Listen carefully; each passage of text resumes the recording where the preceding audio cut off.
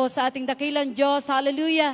Sapagkat pinag-ingatan po ang aming tahanan na yung pong ilaalala ko noon na sabi ko ang bubungan ng bahay ng aking minamahal na magulang, yun po ay matanda pa sa akin. Subalit sabi ko, naku po ang aming bubong, sana po ay pag-ingatan ng ating dakilang Diyos.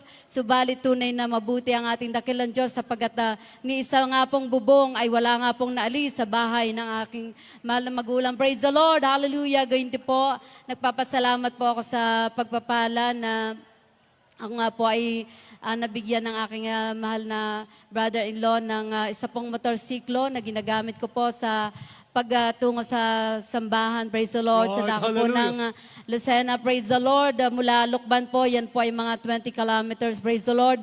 At bago nga po ako pumarito, dahil meron po akong gagawing tulong sa aking mga kapatid, meron po kaming project sa pananahi at